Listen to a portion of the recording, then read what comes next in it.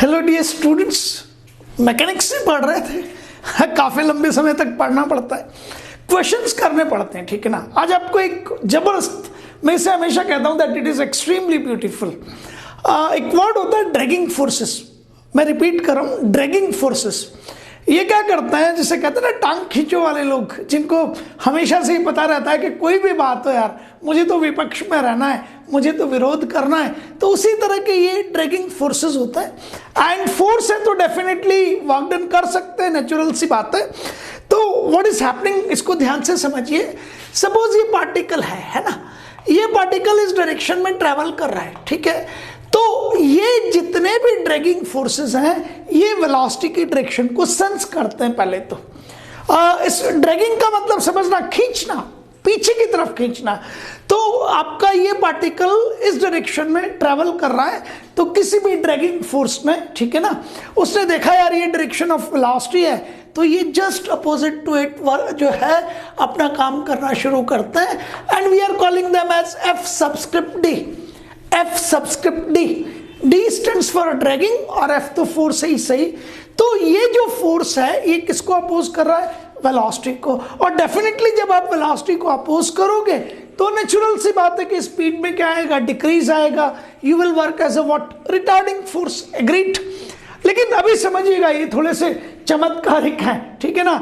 इन पे भूत प्रेतों का और दैत्यों का साया है, ठीक है। ड्रैगन वर्ड आप यहाँ यूज कर सकते हैं।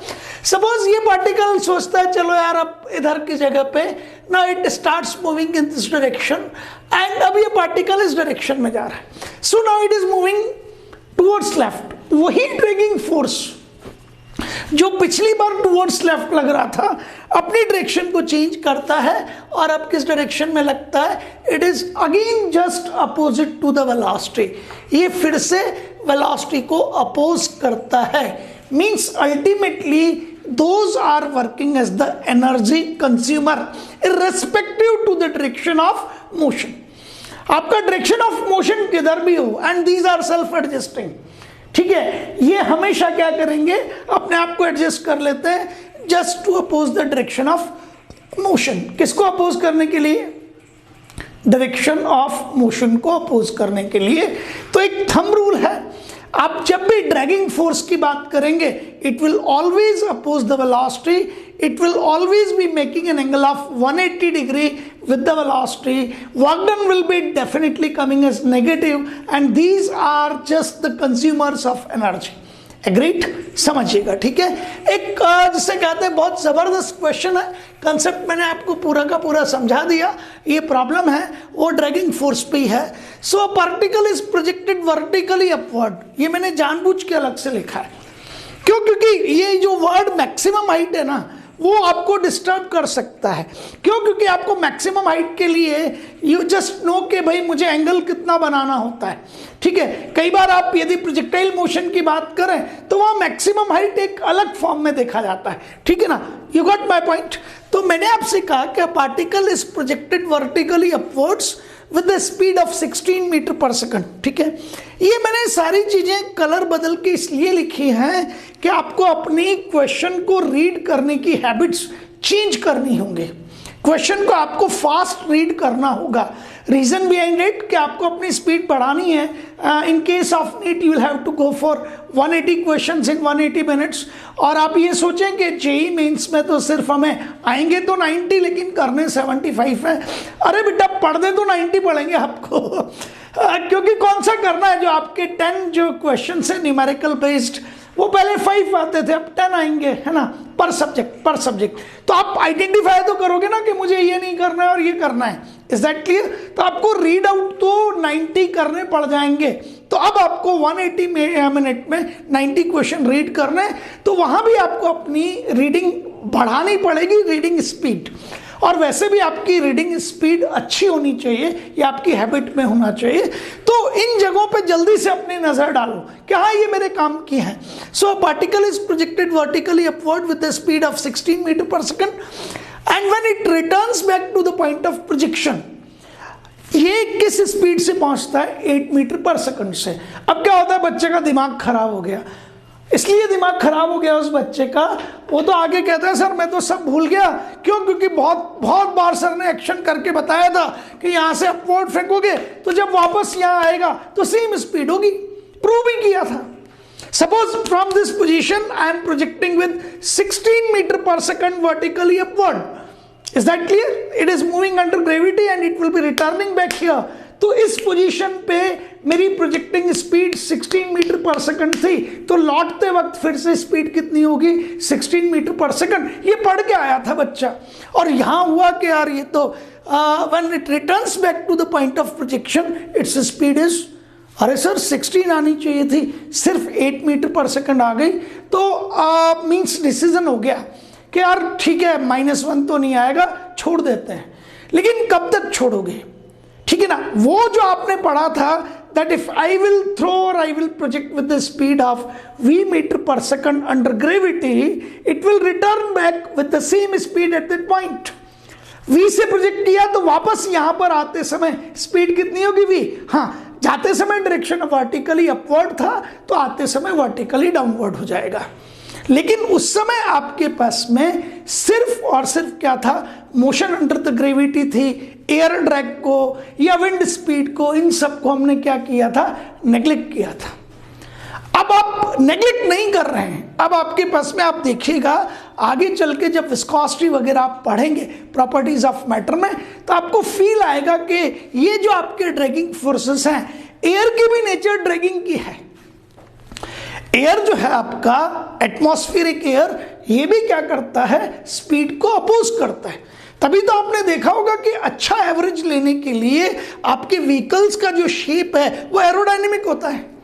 तभी तो आपकी जो जिसे हम विंड स्क्रीन कहते हैं वो टिल्टेड होती है काफी बड़े एंगल पे। Is that clear in your mind? वो वर्टिकल नहीं होती है। इनिशियल लेवल पे आपने देखा होगा कि it was going to be as vertical somewhat, लेकिन लेटेस्ट डिजाइन के जितने भी व्हीकल्स हैं वो एरोडायनेमिक है, ताकि एयर ड्रैग मिनिमम लगे और मिनिमम एयर ड्रैग होने की वजह से average of the vehicle maximum आए। खेल तो एवरेज का ही है ना भाई। पेट्रोल 100 रुपीज टच कर रहा है यार, है ना। चलिए छोड़िए, उस डायरेक्शन में मत जाइएगा। तो अब मैंने कहा कि ड्रैगिंग फोर्स वर्क कर रहा है और वो ड्रैगिंग फोर्स किसके अपोजिट लगता है? तो अभी अभी मैंने कंसेप्ट बताया था कि वो हमेशा वेलोसिटी का अपोज करता है। कंसेप्चुलाइज कीजिए प्रॉब्लम को, ठीक है ना। आप प्रिपरेशन के दौरान अपने आप को, जिसे कहते हैं कि 100% कंसेप्चुअल चलिए।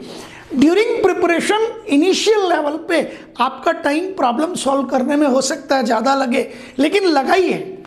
क्यों? क्योंकि आपका बेस इंप्रूव हो रहा है। जब नेक्स्ट टाइम इस प्रॉब्लम को करते हैं, then you do with the speed. Once I understand the concept, then I will improve the speed. ये बिल्कुल जिसे कहते हैं ना, एक बॉलिंग कोच जो होता है वो पहले बॉलर को कहता है कि यार लाइन लेंथ मेंटेन कर, फिर स्पीड पे काम करेंगे। तो पहले कंसेप्ट को समझ लीजिए, मैं यहाँ समझा रहा हूँ। आपने इस पॉइंट ऑफ जिसे कहते हैं प्रोजेक्शन, कौन है आपके पास में? ए से फायर किया with the speed of V, and अब आपका पार्टिकल वर्टिकली अपवर्ड जा रहा है। तो ये तो डायरेक्शन किसकी है? वेलोसिटी की। और ड्रैगिंग फोर्स लग रहा है जस्ट अपोजिट टू इट, और पार्टिकल ए से बी तक रीच आउट करता है और कितनी मैक्सिमम हाइट अचीव करता है? H. That I am interested to calculate. ये मेरा इंटरेस्ट है कैलकुलेट करने का। The maximum height achieve by the particle from the point of projection. Maximum height achieve by the particle from the point of projection. यहाँ आपको 4 options हो सकते हैं। इट विल बी 4 metres, 8 metres, 10 metres, whatever it be. यहाँ आपको कोई भी किसी भी तरह का जो ऑप्शन है वो गाइड करता ही नहीं है आपको, ठीक है ना। मीन्स यहाँ आपके ऑप्शन हेल्प नहीं कर सकते। 4, 8, 12, 10 इस तरह के मिल जाएंगे मीटर्स, ठीक है। इसलिए मैंने ऑप्शन नहीं लिखे, ठीक। तब अब बच्चा कहता है सर यहाँ जाके स्पीड कितनी? 0। So we are going from A to B. लेकिन ये मोशन अंडर ग्रेविटी नहीं है, समझिएगा इसको। क्यों नहीं है? क्यों? क्योंकि ग्रेविटी के अलावा, फोर्स ऑफ ग्रेविटेशन के अलावा भी यहाँ ड्रैगिंग फोर्स वर्कआउट कर रहा है। फोर्स ऑफ ग्रेविटी के अलावा भी यहाँ ड्रैगिंग फोर्स वर्कआउट कर रहा है। आपको बताया था कि मोशन अंडर द ग्रेविटी के केस में सिर्फ और सिर्फ ग्रेविटेशनल फोर्स लगता है, उसके अलावा कोई नहीं। तो आप कंफर्म हो जाइए कि ये मोशन अंडर द ग्रेविटी का एग्जांपल नहीं है, ये सिर्फ वर्टिकल मोशन का एग्जांपल है। और हम इस समय लॉज ऑफ मोशन से गवर्न हो रहे हैं। इस समय हम काइनेमेटिक्स से आगे बढ़ चुके हैं। We are coming with mechanics. Agreed? समझ आ गया आपको? चले अब आपने कहा सर अब क्या होगा, पार्टिकल बी पे टंगा थोड़ी रहेगा यार, इट विल कम डाउन। और आपको पता है कि बी पे स्पीड कितनी है, 0। यदि बी पे स्पीड 0 नहीं होती तो ये और ऊपर जाता है ना। अब इस जगह पर स्पीड 0 है। याद रखिएगा जितने भी ये ड्रैगिंग फोर्स हैं ये वेलोसिटी को अपोज करते हैं, और जब वेलोसिटी नहीं है तो अपोज किसको करेंगे, यहां वेलोसिटी कितनी, 0। तो इस जगह पर आपका ड्रैगिंग फोर्स डेफिनेटली 0 है, ठीक है ना। और ड्रैगिंग फोर्स जो है वो यहां एयर की वजह से है, और ऊपर जाते वक्त और नीचे आते वक्त एयर, एटमॉस्फेरिक एयर में कोई बदलाव नहीं आया है, वो वैसी ही है। ऐसा मत करना कि सर ऊपर जाते वक्त तो एटमॉस्फेरिक प्रेशर 1 atm था, 1 एटमॉस्फेरिक था, नीचे आते वक्त 1.5 एटमॉस्फेरिक हो गया। Atmospheric pressure is constant. तो आपका ड्रैगिंग फोर्स का जो पैटर्न ऊपर जाते वक्त है वैसा ही पैटर्न नीचे आते वक्त रहेगा, in terms of magnitude, not in terms of direction. Dragging force का pattern in terms of magnitude, क्यों, क्योंकि एटमॉस्फेरिक एयर की प्रॉपर्टी में ये जो आपके पास वातावरण की वायु है इसकी किसी भी तरह की प्रॉपर्टी में कोई चेंज नहीं आया है।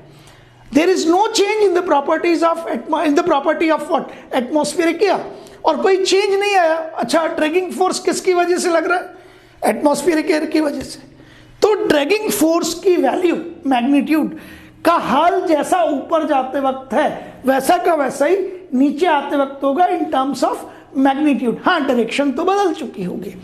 जब हम बी से ए पर आ रहे हैं, we are coming from B to A, तो हमारे पास वेलोसिटी की डायरेक्शन किधर है, वर्टिकली डाउनवर्ड। ड्रैगिंग फोर्स बहुत चालाक है।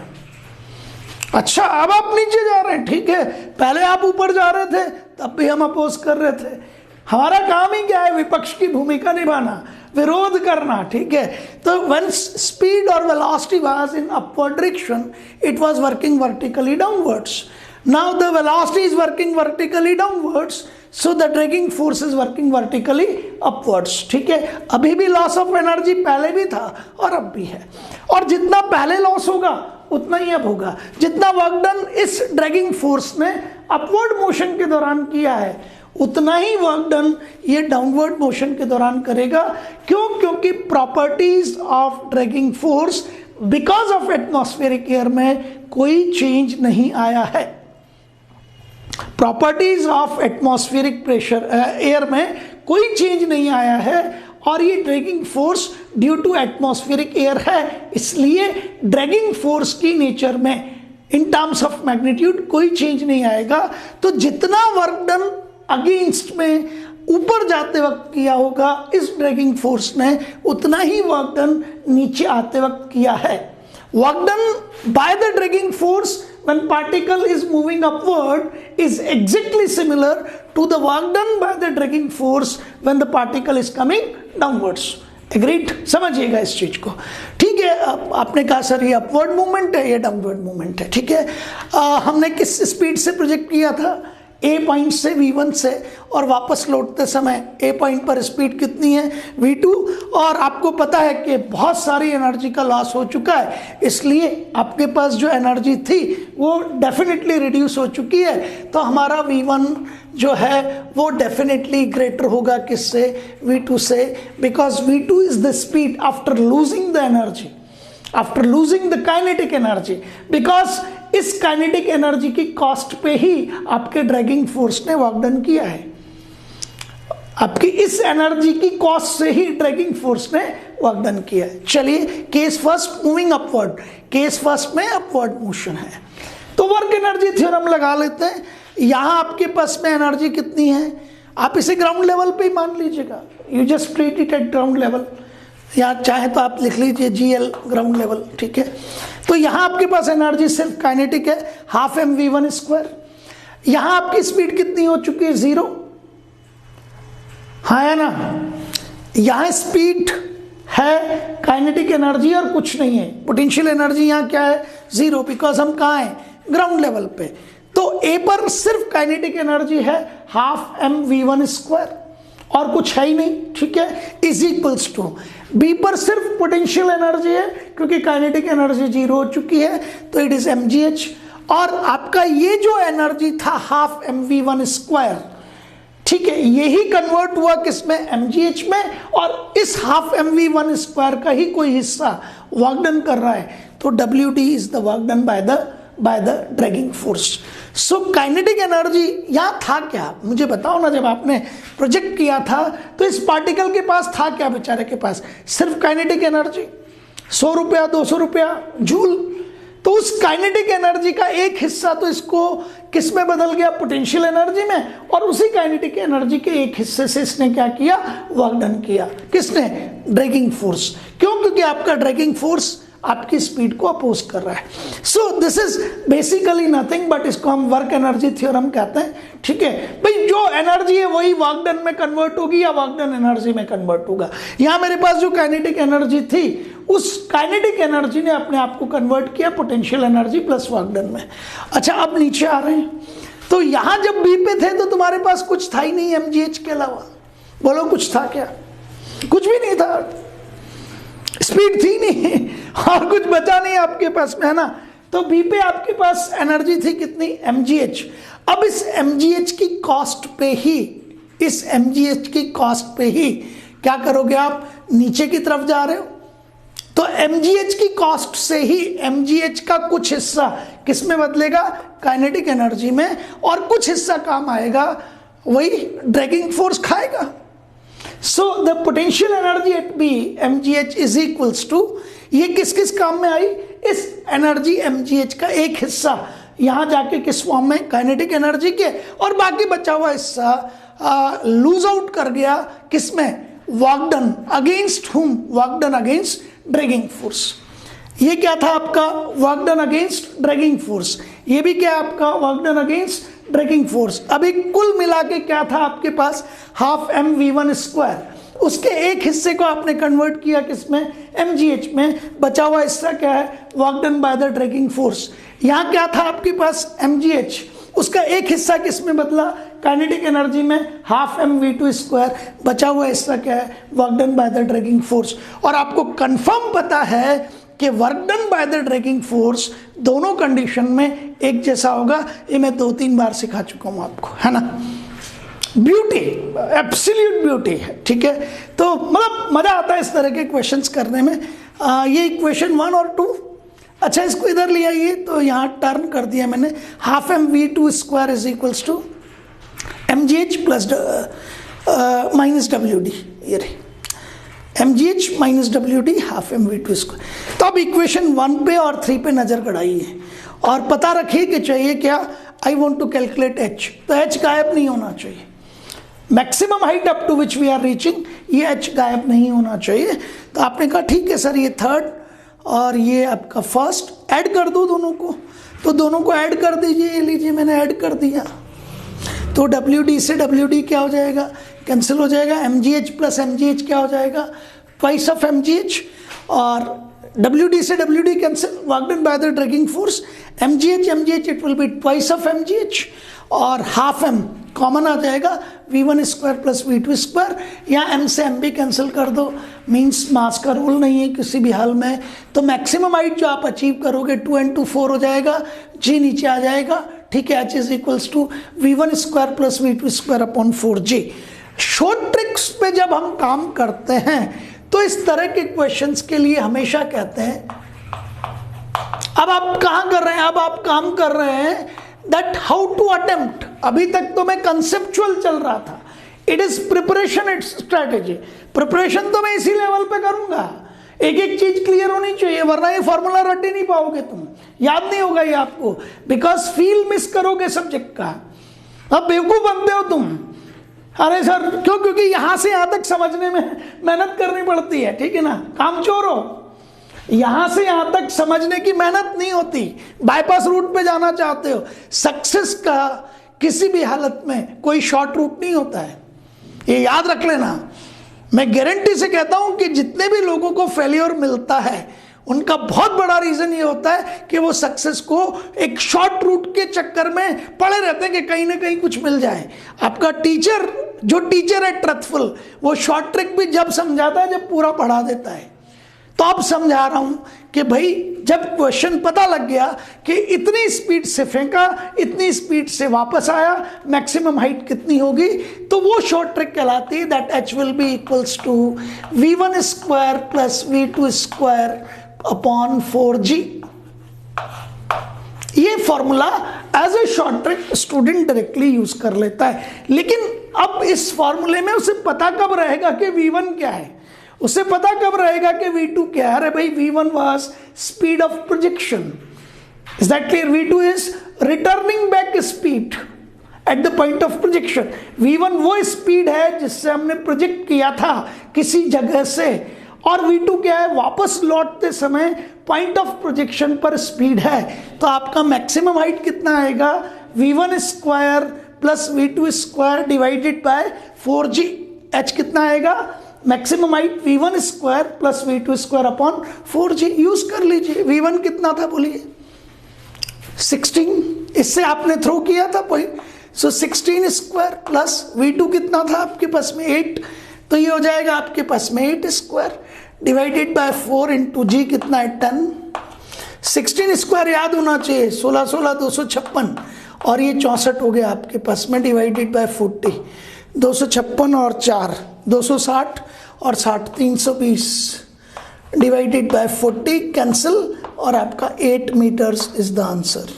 तो यहाँ जो 4 ऑप्शंस थे आपके पास में, वो 4 ऑप्शंस क्या क्या थे?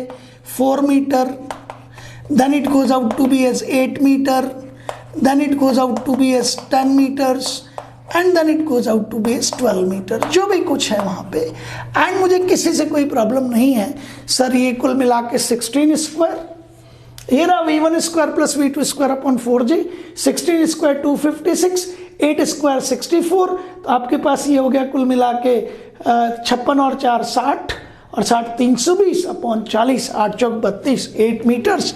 This will be your answer. आगे आपको बात समझ? हाँ, ये बिल्कुल ठीक है।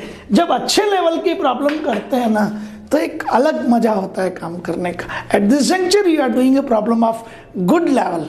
इसको समझिए, और उससे बड़ी भी चीज ये समझा रहा हूं आपको कि भाई शॉर्ट ट्रिक कब याद हो पाती है? When you are having a feel of the subject. और फील ऑफ द सब्जेक्ट कब आता है? Once you are known to this v1।